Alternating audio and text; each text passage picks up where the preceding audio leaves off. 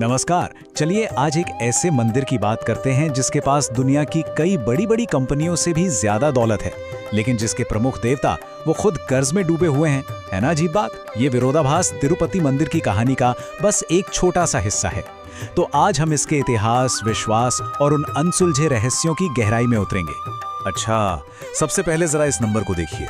हर महीने लगभग 300 करोड़ रुपए का दान। इसी वजह से ये मंदिर दुनिया के सबसे अमीर धार्मिक संस्थानों में से एक है। आप अंदाजा लगाइए, इसके खजाने में 11 टन से भी ज्यादा सोना है और कुल संपत्ति 2.5 लाख करोड़ रुपए के पार है। और यहीं पे कहानी का सबसे दिलचस्प मोड़ आता है। इतनी बेहिसाब दौलत और संपत्ति के बावजूद भगवान वेंकटेश्वर पर कर्ज क्यों है? यही वो सवाल है जो हमें इस मंदिर की बिल्कुल नींव तक ले जाता है। और ये नींव सिर्फ पत्थरों से नहीं, बल्कि एक बहुत ही प्राचीन कथा से भी बनी है। तो इस गुत्थी को सुलझाने के लिए हमें एक पुरातत्ववेत्ता यानी एक आर्कियोलॉजिस्ट की नजर से सोचना होगा।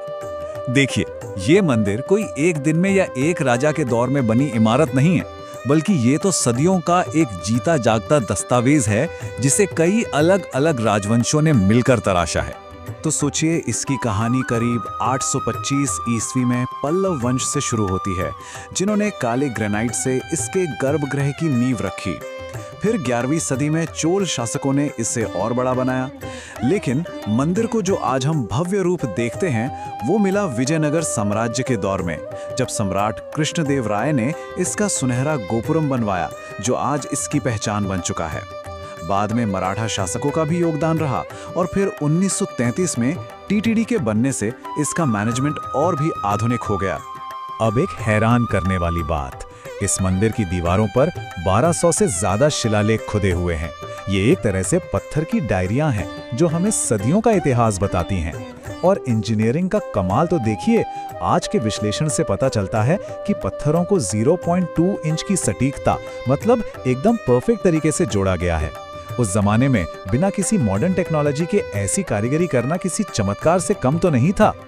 तो ठीक है, पत्थरों ने हमें ये तो बता दिया कि मंदिर कैसे बना, लेकिन ये जानने के लिए कि यहाँ हर रोज लाखों लोग क्यों आते हैं, हमें इतिहास की किताबों से निकलकर पौराणिक कथाओं के संसार में चलना होगा। ये कहानी शुरू होती है ऋषि भृगु से। वो ये जानना चाहते थे कि त्रिदेवों में सबसे श्रेष्ठ कौन है। इसी परीक्षा के दौरान उन्होंने भगवान विष्णु की छाती पर आघात कर दिया। भगवान विष्णु ने तो उन्हें माफ कर दिया, पर देवी लक्ष्मी अपने पति का ये अपमान सहन नहीं कर पाईं। वो नाराज होकर वैकुंठ छोड़कर पृथ्वी पर आ गईं। अब देवी लक्ष्मी की खोज में भगवान विष्णु भी श्रीनिवास का रूप लेकर पृथ्वी पर आए। यही उन्हें राजकुमारी पद्मावती से प्रेम हो गया। पर शादी के लिए धन कहां से आता? तब उन्होंने धन के देवता कुबेर से बहुत बड़ी रकम कर्ज के तौर पर ली और ये वचन दिया कि वो कलयुग के अंत तक ब्याज समेत ये पूरा कर्ज चुका देंगे।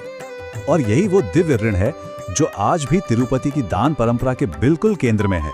भक्तों का ये विश्वास है कि उनका दिया हुआ हर दान, हर पैसा भगवान को अपना कर्ज चुकाने में मदद कर रहा है और इस मदद के बदले में उन्हें भगवान का आशीर्वाद मिलता है।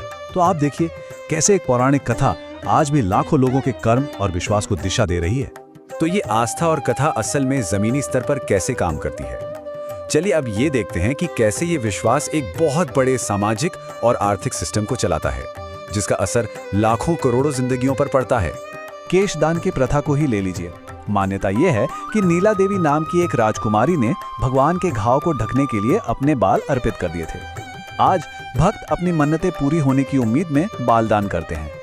लेकिन अगर इसे समाजशास्त्रीय नजरिए से देखें तो ये एक व्यक्तिगत आस्था है जो एक बहुत बड़े वैश्विक उद्योग को चला रही है और उससे होने वाली कमाई सीधे मंदिर के चैरिटी कामों में इस्तेमाल होती है। तो ये सारा पैसा आखिर जाता कहाँ है? जैसा कि हम देख सकते हैं, इसका एक बहुत बड़ा हिस्सा, करीब सारा ही समाज सेवा में जाता है। मंदिर हर दिन लाखों लोगों को मुफ्त भोजन कराता है, कई अस्पताल और शिक्षण संस्थान चलाता है जहां गरीबों को मुफ्त इलाज और शिक्षा मिलती है। तो ये सिर्फ दान नहीं है, बल्कि आस्था से चलने वाला एक बहुत बड़ा कल्याणकारी सिस्टम है। तो हमने इतिहास देख लिया, आस्था को भी समझ लिया, लेकिन अब कहानी के उस हिस्से में चलते हैं जहां तर्क और विज्ञान की सीमाएं भी धुंधली होने लगती हैं। ये वो रहस्य हैं जो आज भी लोगों को हैरान कर देते हैं। ऐसी कई बातें हैं जिनका कोई वैज्ञानिक जवाब नहीं मिलता, जैसे गर्भगृह एकदम ठंडा रहता है, फिर भी मूर्ति को पसीना आता है। मूर्ति पर असली बाल हैं जो कभी उलझते नहीं।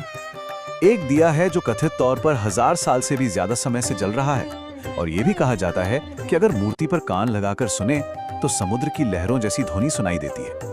इन रहस्यों को और भी गहरा कर देता है मंदिर के एक वरिष्ठ पुजारी का अनुभव। 2018 के एक इंटरव्यू में उन्होंने बताया था कि रात के सन्नाटे में जब वो अकेले होते हैं तो उन्हें मूर्ति के पीछे से सांस लेने जैसी आवाजें आती हैं। अब ये व्यक्तिगत अनुभव इन कहानियों को और भी ज्यादा रहस्यमयी बना देते हैं। और शायद सबसे बड़ा रहस्य मूर्ति के पिछले हिस्से से जुड़ा है, जिसे देखना सख्त मना है। ऐसा क्यों है? आखिर वो क्या चीज है जिसे दुनिया की नजरों से पूरी तरह छिपाकर रखा गया है? कई लोक कथाएं उन लोगों के बारे में बताती हैं जिन्होंने इसे देखने की कोशिश की और उन्हें बहुत गंभीर परिणाम भुगतने पड़े। यहाँ आकर विज्ञान और आध्यात्मिकता एक ही बिंदु पर मिलते हुए नजर आते हैं। एक तरफ कुछ वैज्ञानिक शोध मूर्ति के पिछले हिस्से में असामान्य रेडियोधर्मी गुण होने की तरफ इशारा करते हैं, और वहीं दूसरी तरफ प्राचीन ग्रंथ उसे आध्यात्मिक और भौतिक दुनिया के बीच का एक दरवाजा, एक गेटवे बताते हैं। तो अंत में हम इसी एक सवाल पर आकर रुक जाते हैं। तिरुपति मंदिर आखिर है क्या? एक ऐतिहासिक धरोहर, आस्था का एक अटूट केंद्र, या फिर किसी प्राचीन उन्नत विज्ञान का प्रमाण जिसे हम आज भूल चुके हैं? शायद ये इन सब का मिश्रण है, और इसका असली जवाब विज्ञान और विश्वास के संगम पर ही कहीं मिलेगा।